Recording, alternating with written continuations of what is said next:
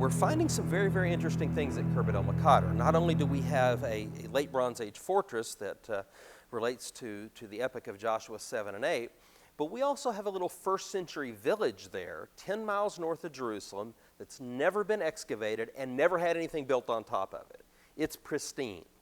And if you want a little laboratory for understanding first century culture and life, 10 miles from Jerusalem, we've got it. And it is awesome. Underneath that is where we're now finding the best preserved late Bronze Age material. And so who knows, the best is very well yet to come from the Maqader excavation, as we not only get into this first century material, but also we find even better preserved late Bronze Age material underneath that. But I'll talk about the stoneware a bit more, but what would the 10th Legion have destroyed just before they made it to Jerusalem?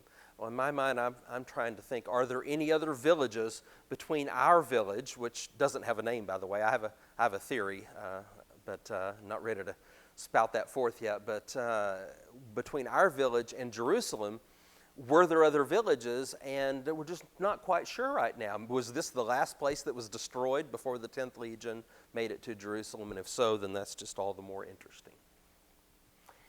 If you're a reader of BAR, Biblical Archaeology Review, 3 issues back, you saw this picture on the cover, and it was an article about the beams from Herod's temple.